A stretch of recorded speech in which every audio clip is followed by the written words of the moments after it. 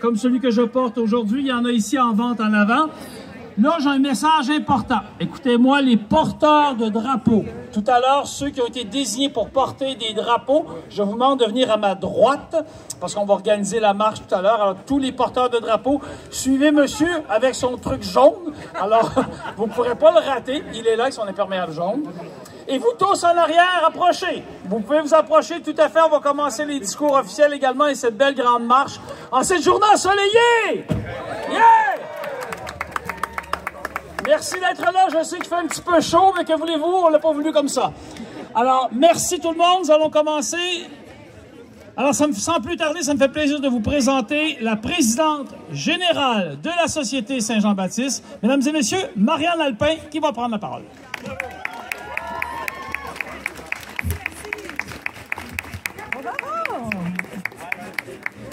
Bonjour! Est-ce qu'on est heureux d'être ici aujourd'hui pour la Journée nationale des Patriotes? J'ai rien entendu. Ah, ça c'est bien. Avant de commencer, je veux faire certaines salutations. On a des personnes importantes qui sont avec nous. J'aimerais saluer notre patriote de l'année. Nous avons Louise Arel. J'aimerais saluer également le ministre de la langue française et de l'immigration, M. Roberge, qui prendra la parole tout à l'heure. Et nous avons également Rouba Gazan, co-porte-parole de QS et chef parlementaire. Nous avons, je salue les deux porte-paroles du Parti québécois, Sandrine Michon et Stéphane Foguin. Et le président du Mouvement national des Québécois, je ne sais pas s'il est déjà là, Frédéric Lapointe, il va se joindre à nous. Et je salue également Mme Alnéus, qui est conseillère dans l'arrondissement Rosemont Petite Patrie, mais la responsable de la culture. Et j'aimerais saluer la présence. On a avec nous des descendants de Joseph Marceau, le patriote qui a été exilé en Australie, le seul patriote qui est resté là-bas, qui a fondé famille. Donc, nous avons avec nous des descendants des deux lignées, de Joseph Marceau, de l'Australie et du Québec, mais qui se sont installés par la suite aux États-Unis. Donc, ils ont fait le voyage de l'Australie, de Nouvelle-Zélande et des États-Unis. Donc, vous allez entendre parler anglais, c'est leur langue. Hein, vous savez, ils vivent là-bas. Nous avons la responsable de la section Joseph Marceau avec le président de la section Joseph Marceau en Australie, qui a appris le français dans les 2 dernières années. Et donc, elle va vous dire quelques mots. Je souligne également la présence de Dominique Parenteau-Leboeuf, qui a travaillé très fort pour réunir les familles. Merci, Dominique. Donc, c'est une section que nous avons créée il y a 2 ans lors de notre passage en Australie pour la commémoration de nos patriotes exilés. Alors, je suis très heureuse d'être ici avec vous. Donc, chers amis, chers compatriotes, ça résonne pas trop, ça va bien? Il y a plus de 200 ans, des gens bien ordinaires, hein, des gens comme vous, comme moi, se sont levés pour la démocratie, le gouvernement responsable, la laïcité de l'État, la culture, la liberté. Ils en avaient assez des règles et des lois injustes de Sa Majesté. Ils se sont battus avec presque rien, avec des cailloux dans leur gibecière, avec leur grand chien qui aboie, comme disait Félix, n'est-ce pas? Ils ont été vaincus par les boulets, les mousquets, les armes et les soldats. Mais leurs idées, elles n'ont jamais été vaincues. La démocratie, la langue française, le gouvernement populaire, elles ont survécu, enracinées profondément dans nos lois. La liberté aussi a survécu, mais autrement, faute de mieux pour le moment. Elle s'est réfugiée dans nos foyers, nos âmes, dans une sorte de liberté privée face à la couronne britannique et face à l'oppression du Canada anglais. Ces patriotes, ils ont fait des enfants, beaucoup d'enfants, qui en ont fait beaucoup d'autres. Ces enfants, ils sont devenus poètes, artistes, chanteurs, peintres, ingénieurs, avocats, infirmières, enseignants, ébénistes, mécaniciens, médecins, travailleurs sociaux, chercheurs, bâtisseurs, etc. Ils ont tissé la toile d'une société fière, d'une culture forte et d'une nation qui résiste. Ces gens, Ils se sont ligués, mobilisés, ils ont concentré leur énergie politique, sociale, intellectuelle, artistique. Certains quartiers de Montréal sont devenus leur lieu de vie, de résistance, de création. Et ce quartier en est un. Et ici, c'est le carré Saint-Louis. C'est celui de Nelligan, de Midon, de Godin, de Pauline Julien et de Denise Boucher, qui vient tout juste de nous quitter et à qui je rends hommage. Ici, sentez autour de vous, derrière chaque bruissement des arbres, derrière chaque façade, près de 2 siècles de lutte, vous parle de liberté.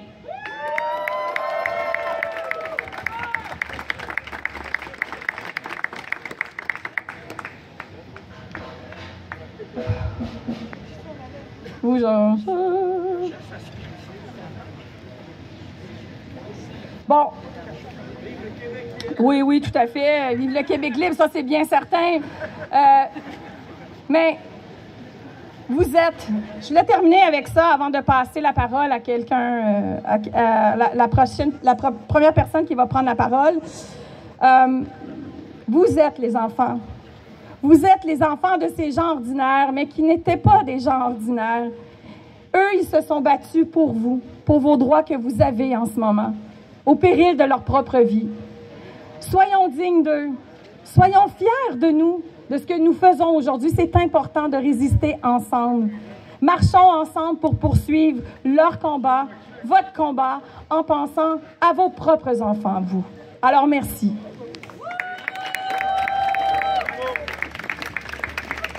Alors maintenant, j'aimerais donner la parole au ministre de la langue française, le ministre de l'Immigration, responsable de la francophonie canadienne, de la laïcité, des institutions démocratiques, M. Jean-François Roberge.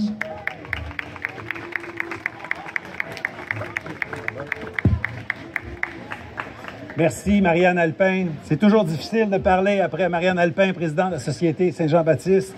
Je salue évidemment Ruba Gazal, ma collègue, la patriote de l'année, Mme Louise Arel, les 2 porte-paroles du Parti québécois qui vont parler après moi. Mais on parle surtout après des gens qui ont fait résonner leur voix jusqu'au plus profond de nos racines. Et je vais vous lire un extrait de la lettre de Chevalier de Lormier qui a écrit juste avant d'être exécuté, d'être pendu. C'est lui qui vous parle. Tous accordent à la postérité une place prépondérante dans leurs écrits. Recommander sa mémoire de la même façon qu'on a recommandé ses enfants, ou laisser un souvenir matériel aux familles représentait pour les malheureux la garantie de ne pas être oubliés. L'oubli constituant aux yeux de ces centaines d'hommes et de femmes condamnés sur une faute dérisoire, une menace plus redoutable que la mort. Juste avant d'être exécuté lâchement, Delormier nous disait que l'oubli était pour lui plus grave que la mort. Alors aujourd'hui, on se souvient, Chevalier Delormier, on se souvient de ton sacrifice, on se souvient de ta cause, la démocratie, la liberté, la laïcité, la langue française, évidemment. Aujourd'hui, on a presque tout ça encore, mais on le doit, oui, à Chevalier Delormier, on le voit à Louis-Joseph Papineau, on le doit à Wilfred Nelson, on le voit à Joseph Marceau et à tous les autres patriotes qui ont été lâchement exécutés, emprisonnés ou exilés. Mais nous sommes ici, aujourd'hui, libres et fiers. Soyons fiers de nos racines. Je me souviens, vous vous souvenez, et regardons vers l'avant avec ambition et enthousiasme. Bonne journée nationale des patriotes à tout le monde.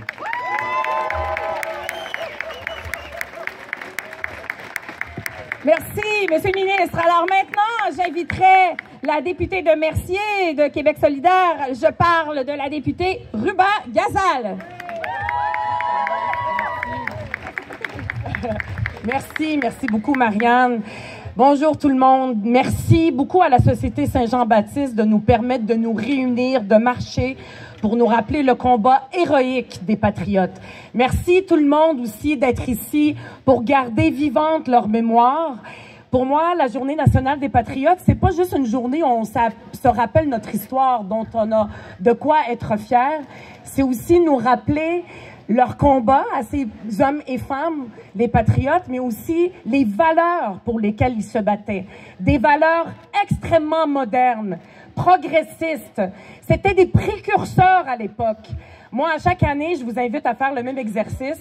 Je lis la Déclaration d'indépendance des patriotes et c'est incroyable à quel point les valeurs qu'ils défendaient étaient progressistes plus de 200 ans plus tard.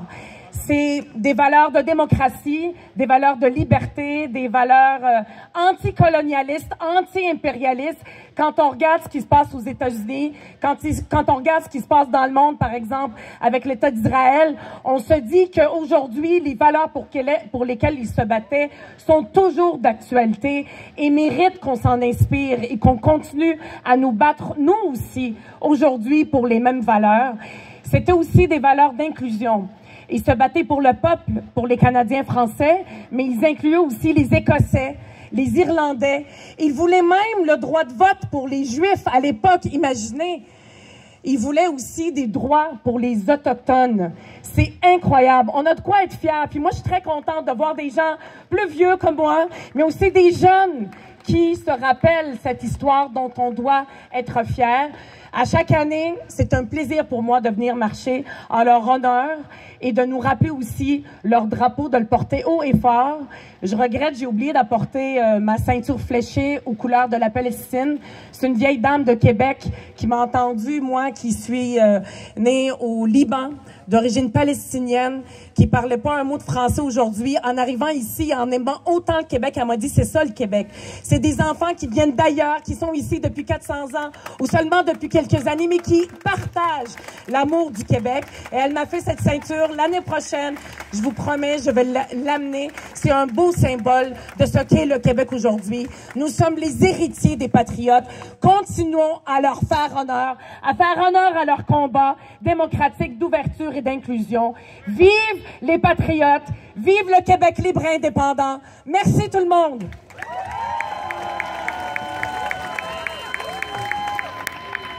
Merci, Mme Gazal.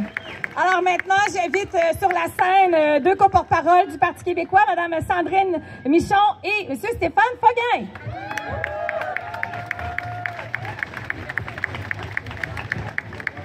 Bonjour à tous. Très heureuse d'être avec vous ici aujourd'hui. En fait, nous sommes très heureux d'être auprès de vous. D'abord, j'aimerais prendre le temps de remercier chaleureusement Marianne Alpin, la présidente de la Société Saint-Jean-Baptiste de Montréal, ainsi que toute son équipe, parce que année après année, c'est devenu le rendez-vous incontournable de se rassembler tous ensemble pour honorer notre mémoire collective. Comme vous le savez, aujourd'hui, on célèbre la fête des Patriotes. Oui, la vie des Patriotes. Cette fête-là, en fait, c'est un appel historique, effectivement, mais c'est également un appel à s'engager. À s'engager pour poursuivre les luttes qu'ont débuté nos ancêtres les Patriotes. En 1837 et 1838, les Patriotes se sont battus pour la liberté, se sont battus pour l'indépendance, se sont battus pour la démocratie. Il y en a même qui ont laissé leur vie dans ces combats-là. Face à l'adversité, ils ont incarné des valeurs de résilience, d'espoir, d'élan de solidarité et de fierté nationale, mes amis. Puis vous le savez, ces valeurs-là résonnent encore ici au Québec aujourd'hui. Parce que les patriotes d'aujourd'hui, ils portent peut-être pas le fusil, mais ils portent des idées, ils portent des convictions. Ce sont les enseignants et les enseignantes qui défendent l'éducation. Ce sont les artistes qui façonnent notre culture. Ce sont les jeunes qui militent pour l'environnement. Ce sont les jeunes depuis plus longtemps qui défendent notre patrimoine et notre langue. La belle langue de chez nous, au Québec. Alors, mes amis, tous ensemble, n'ayons pas peur. Tous ensemble, refusons l'indignation et tous ensemble, rêvons d'un Québec libre et soyons les patriotes des temps modernes. Et ces patriotes des temps modernes, ce sont les hommes et les femmes qui vous entourent. Ce sont ceux qui sont venus vous parler. ce sont ceux qui sont venus marcher. Ce sont ceux qui ont décidé de se rappeler et de faire vivre la mémoire de nos patriotes. Quel est le sens de cette commémoration si ce n'est pas de leur donner raison et de faire vivre leur combat à travers nos gestes d'aujourd'hui, à travers nos convictions, à travers nos choix de société? Quel est le sens de cette commémoration si ce n'est pas de se rappeler de tous ceux qui nous ont précédés et qui nous ont appris à nous tenir debout? Quel est le sens de cette commémoration si ce n'est pas de réveiller en nous le courage de résister, de parler vrai, de choisir d'être vaillant et non pas la résignation? Ce que nous commémorons aujourd'hui, ce n'est pas le souvenir des malheurs ni les réussites dont parlait Delormier dans son testament politique. Ce que nous commémorons aujourd'hui, c'est le courage et les espérances qu'il nous a légués. Rendons donc hommage à ces gens-là, à cette mémoire de ces gens-là. Rendons hommage à cette mémoire qui crie indépendance. La mémoire de ces hommes et de ces femmes qui se sont tenus debout et qui ont dit haut et fort: vive la liberté, vive l'indépendance. Merci mes amis.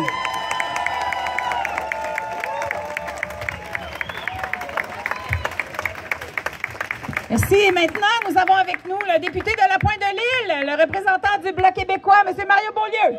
Merci.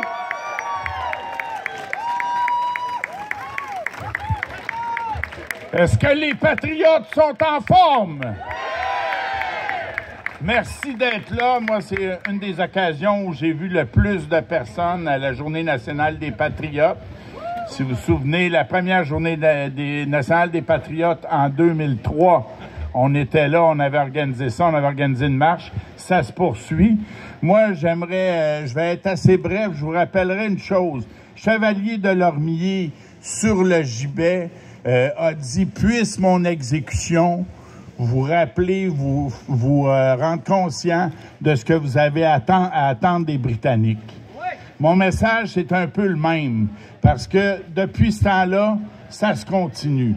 Le Canada, le gouvernement fédéral continue à essayer, avec sa politique des langues officielles, d'angliciser le Québec, de nous diviser avec la politique du multiculturalisme et de nous noyer avec l'immigration débridée. On va voir la suite des choses. Alors moi, je pense qu'il faut se rappeler, il y a une seule voie d'avenir pour le peuple québécois. Il y a une seule façon d'assurer l'avenir de notre langue, de notre culture, de notre façon de faire de l'économie, de notre façon d'être, c'est l'indépendance du Québec.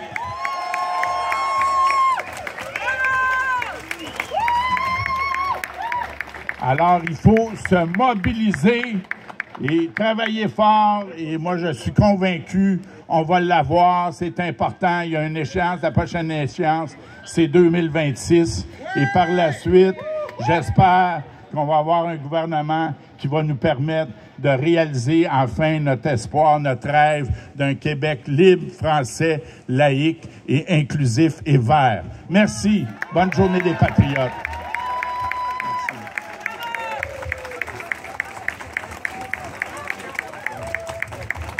Merci, Mario Beaulieu, ancien président de la Société Saint-Jean-Baptiste. Alors, nous allons, dans quelques instants, débuter la marche. Mais avant, j'ai une dernière invitée.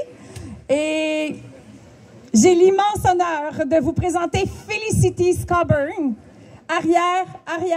arrière-petite-fille de Joseph Marceau, patriote dont la mémoire continue de vivre, justement grâce à l'engagement de ses descendantes, de ses descendants, qui sont avec nous aujourd'hui, je le rappelle.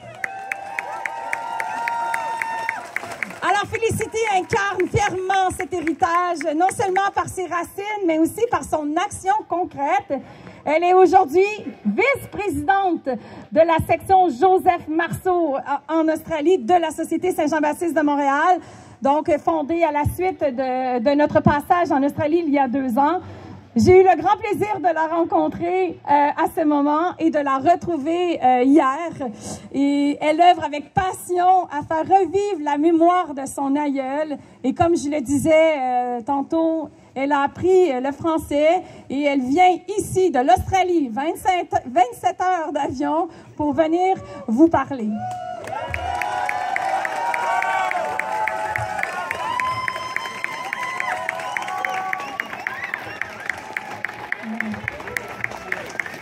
Hello everyone. Bonjour à tous. Je suis tellement heureuse d'être ici aujourd'hui avec vous pour célébrer les Patriotes. Je m'appelle Felicity Scoburn. Je suis l'arrière petite-fille du patriote Joseph Marceau, le seul patriote exilé qui est resté en Australie après sa grâce. Je suis ici avec d'autres descendants de patriotes en cette occasion spéciale. Il y a près de 2 siècles, un groupe de citoyens a décidé de défendre leurs droits humains fondamentaux. Ils ont payé cher ce courage. Je parle des patriotes. Une partie d'entre eux sont morts. D'autres ont été exilés à l'autre bout du monde, en Australie. Au cœur de leur combat, ils ont tout perdu. Mais grâce à la lutte, ils ont amené de grands changements dans le gouvernement de nos 2 grandes nations, comme le gouvernement responsable.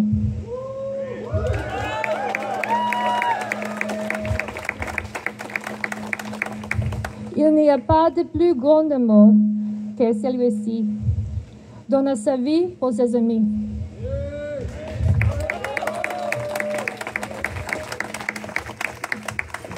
Nous sommes tous ici aujourd'hui pour reconnaître le sacrifice des patriotes et leur dire merci pour la vie démocratique qu'ils nous ont permis de voir. Merci. Vive le Québec.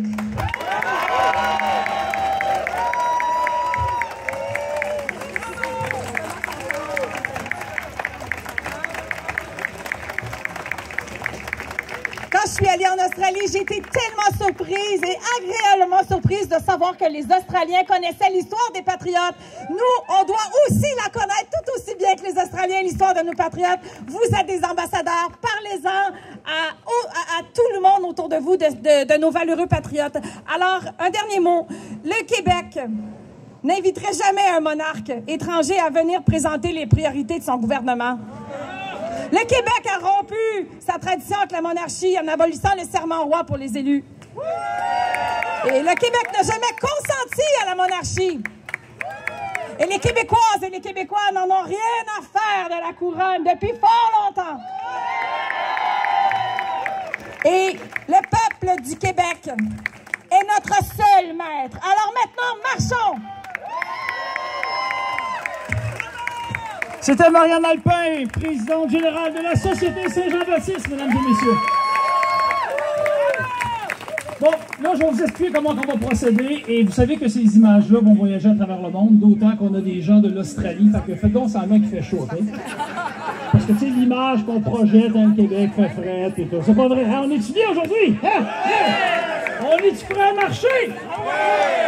Alors, voici donc, selon la procédure de fonctionnement, il y a une voiture, une Ford Mustang, pour ne pas la dire, noire. À l'arrière de la Ford Mustang, il y a 2 gros parleurs qui ont fonctionné. On va partir la marche d'ici. On va tourner sur Saint-Denis. On va aller sur Sherbrooke jusqu'à la place du Canada. Pour ce faire, vous ici, je vous demanderai de joindre la marche juste rendue sur Saint-Denis. Laissez-nous partir, vous ne pourrez pas nous rater. Les policiers vont ouvrir également l'ensemble des rues. Alors, on va partir de cette façon-là. Les gens porteurs de drapeaux s'installent derrière la voiture. Vous allez les voir. Alors, le drapeau des Patriotes, le drapeau du Québec, ainsi qu'une grande banderole de la Société Saint-Jean-Baptiste. Et vous, après ça, je vais vous demander de joindre la marche en arrière. Bien sûr, il y aura de la musique, on tape des mains, on a du plaisir. Nous sommes au Québec et vous êtes ici aujourd'hui pour la marche des Patriotes. Je vous félicite, on se félicite, bravo! Drapeau du Québec dans les airs, gênez-vous pas, gang! C'est notre fête aujourd'hui! Zourouba, allez-y!